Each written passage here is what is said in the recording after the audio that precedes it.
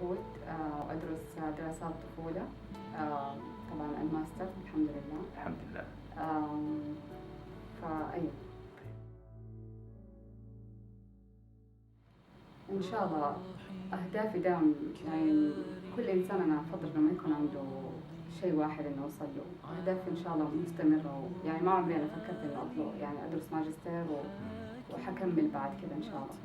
فأهدافي ما لها حدود،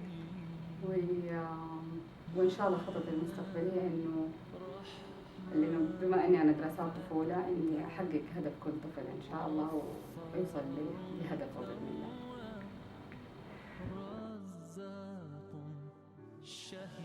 وإنه أمريكا حلم كل طالب إنه يطلع يدرس في أمريكا طبعاً. فإنه الهدف من الدراسة هنا إنه أتطلع طبعاً طرق التدريس اللي عندهم، أساليبهم في التعليم. بشوف إنه في ناس كثير بتيجي هنا وبتوصل لهدفها بطريقة سريعة، يعني حبيت إنه أكون واحد من دول الناس اللي يوصلوا للأهداف هنا في أمريكا. طريقة تعامل المعلمين مع الطلاب هنا في أمريكا، علاقة الطلاب ببعضهم، طبعا السعوديين مع بعض، كيف مسلمين إن جنرال، حتى الأجانب يعني بيحاولوا إنهم يعرفوا ثقافتنا. فكنت أنا بحاول إنه دائما أوريهم إنه إحنا مسلمين وإحنا ترى حياتنا كذا وبنحبكم وعادي يعني. هذا كان أكثر إثارة إنه أوصل لهم كيف الطالب المرأة العربية أو المسلمة كيف تقدر توصل لطموحها وأهدافها. إن شاء الله. التحدي هو إنه أنا أوصل للدرجة اللي تحتاجها الجامعة عشان القبول، وإنه أخلص مرحلة، أنا طبعا طالبة في معهد الإيلس، إنه أخلص مرحلة 112 اللي هو حق الجرادويشن from English Language School.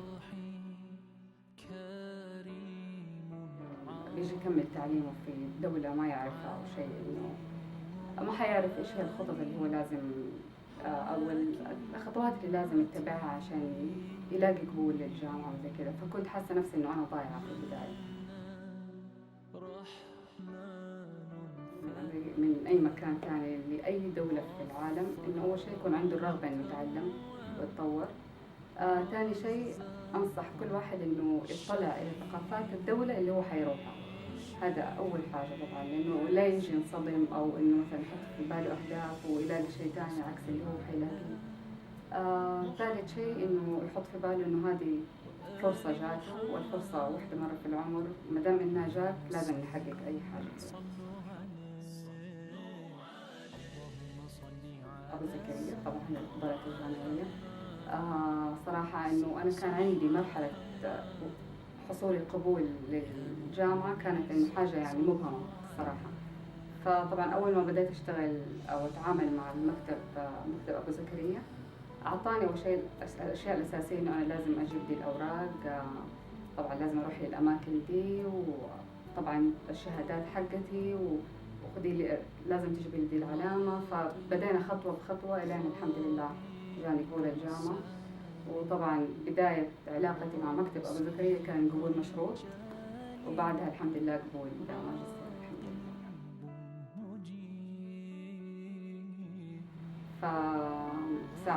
ساعدني المكتب جدا يعني إن أنا أوصل للقبول وإيش الأشياء اللي أنا لازم، طبعا المتطلبات للجامعة. فطبعا إنه قبولي للماجستير ما حيكون آخر خطوة مع مكتب أبو زكريا، فإن شاء الله في عندي خطط مستقبلية، فممكن دكتوراه واللي بعده فما نعرف.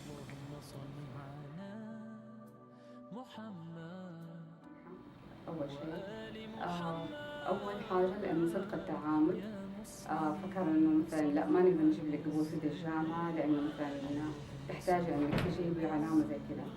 فصراحة مصداقية ثقة، بيعطيني وقت، وطبعا بسأل أي سؤال أي استفسار في نفس الوقت، وحتى لو مو اليوم بكرة بيجيني جواب على طول.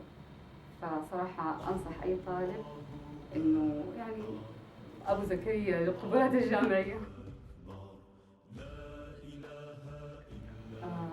صراحة ثقة. ولماذا؟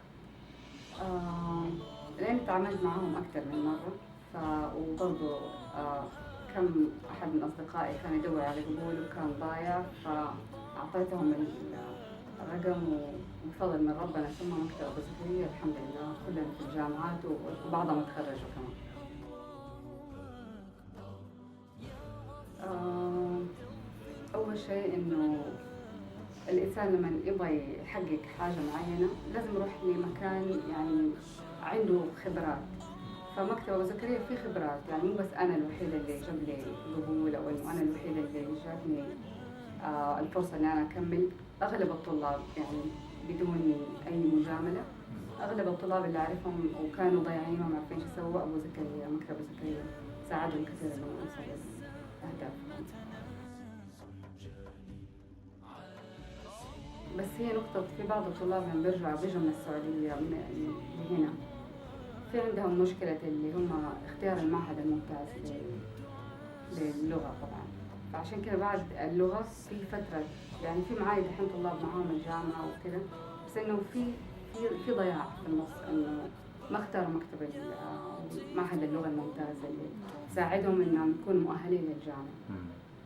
أيوة، بس إنه هذا مثلا ممكن تقول إنه تسألهم إيش ممكن تنصح الطلاب إنه يدرسوا في معهد جامعة لازم، أو لأنه في فكرة إنه لازم معهد جامعة أحسن من معهد اللغة. طبعا أنت اللي ساعدتني إنه أنا ما أخرج من الإيلس صراحة، الحمد لله، شكرا.